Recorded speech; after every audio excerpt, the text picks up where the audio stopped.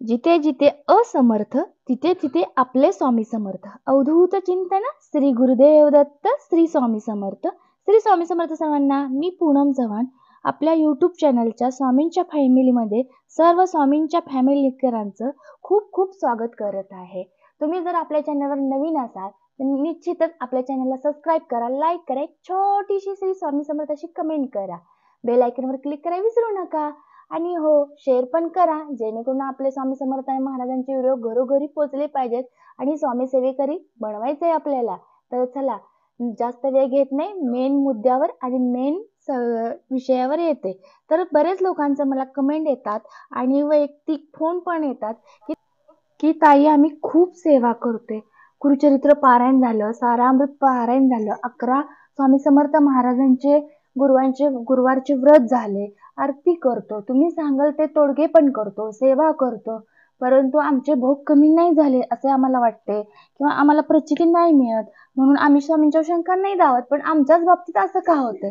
तर मी तुम्हाला सांगते, स्वामी महाराज प्रत्येकांना ज्या ज्या सेवेची दान दुपटीने प्रचिती देतात, परंतु आपल्या जे काही कर्माचे भोग असतात ते भोग भोगल्याशिवाय आपल्याला देव पण दिसत नाही. पण महाराज निश्चित कमी पण करतात बरं का, असं नाही ते संपूर्ण भोगायला लावतात, ते कमी करतात. काही जणांचे कमी असल्यामुळे त्यांना पटकन कमी करून मिळतं, तर आपले फार वाईट असतील मागच्या जन्माचे भोग, म्हणून आपल्याला लेट पण थेट मिळणार, पण भरपूर मिळणार, खूप प्रचिती मिळणार. कारण महाराज ती सेवा त्यांच्या हृदयात नावासकट करून ठेवलेली असते, हे मात्र तुम्ही विसरू नका.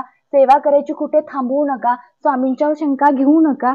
स्वामी प्रत्येकाला याची प्रचिती देतात, देत राहणार. त्यामुळे आपण आपला मार्ग करायचा एकच, स्वामी सेवा करत राहायचं. फळ मिळावं म्हणून स्वामी सेवा करायची का? तर बिलकुल नाही. स्वामींना न सांगताही आपली संकटे कळत असतात, परंतु आपण खूप अडचणीत अडकलेलो असतो, मी पण समजू शकते.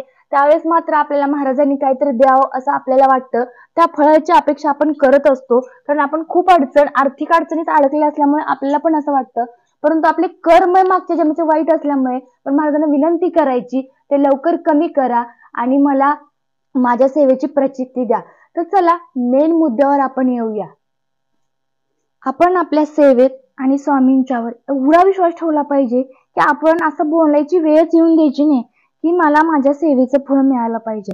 आपण आपल्या सेवेत एवढी ताकद ठेवायची की महाराजांना ते द्यावंच लागणार, हे मात्र लक्षात ठेवायचं. कारण महाराज देतच असतात हो, कधी कधी आपली परीक्षा पण घेत असतात. आपण कितपत त्या परीक्षेत उतरतोय, पास होतोय, हे सुद्धा आपले महाराज बघत असतात. म्हणूनच आपण महाराजांच्यावर अविश्वास नाही दाखवायचा. वेळोवेळ पदोपदी परमपूज्य गुरु माऊलींचे हित उगुज ऐकत असलो तर आपल्याला निश्चितच सगळा स्वर्गच कळतो, परंतु ते आपल्याला माहित नसतं. म्हणून आमच्यासारखे सेवेकरी तुमच्या कानापर्यंत ही महती पोहोचवत असतो की स्वामी महाराज आपले खूपच दयाळू आहे, लगेच भावतात. एखादा सेवेकरी नास्तिक असेल तरी सुद्धा त्याचे सर्व कर्म विसरून त्याला पटकन प्रचिती पण देतात. इतके महाराज आपले निष्ठुर नाहीयेत.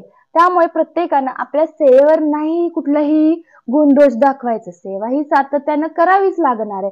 नित्य सेवा असेल, सारामृताचे क्रमशः 3 अध्याय पठण असेल, 11 माळी जप असेल, हे आपण करणं म्हणजे फार काही अवघड नाही हो. की आपण कामधंदा सोडले, तुम्ही काम करत सुद्धा करू शकताय. प्रत्येक जणाला काम करता करता हे जर तुम्ही 8 ते 10 दिवस सलग मन लावून म्हटलं ना तर तोंडपाठ होऊन जाते. आणि तोंडपाठ झालं की 10 मिनिटं सुद्धा लागणार नाही त्या सेवेला. पण ही सेवा म्हणजे काय, तर खूप मोठा बँक बॅलन्स आहे आपल्या या जीवनातला. तुम्ही पैसा म्हणजे सर्वस्व नाही हो, आध्यात्मिकचा बँक बॅलन्स साठवून ठेवा, हेच आपल्या बरोबर येणार आहे आणि हेच आपल्याला प्रत्येक संकटातून बाहेर काढणार आहे. सर्व गोष्टी पैसा काढत नसतोय. आज सुद्धा मोठं जर ऑपरेशन असलं तर डॉक्टर काय म्हणतो, माझ्या हातात काही नाही, सर्व आहे ते वरच्या हातात आहे. जिथे सायन्स सुद्धा हार मानतं तिथे महाराज काम करतात. एवढं पण आपण मानतो ना, मग आपल्या महाराजांच्यावर कुठलाही अविश्वास न दाखवता पदोपदी या सेवा मार्ग केली पाहिजे, सेवा करत राहिलं पाहिजे. तुम्हाला लेट मिळेल पण थेट मिळेल निश्चितच.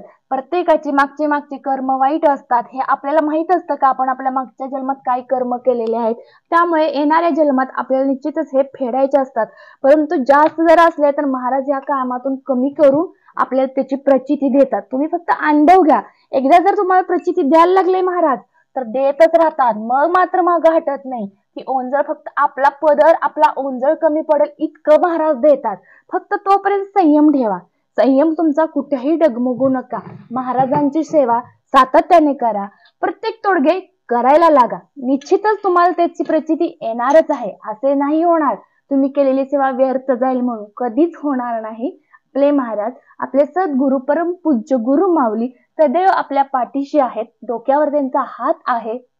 त्यामुळे आपण छोटी मोठी का सेवा होईना, जर ती न कुणाला त्रास देता, न कुणाचं उणं धुणं काढता जर करत राहिलो, तर निश्चितच आपल्याला त्याची प्रचिती आहे. हे जर तुम्हाला पटले असेल तर एक छोटीशी कमेंट करा आणि आजचा आपला व्हिडिओ मी इथंच थांबवते. श्री स्वामी समर्थ.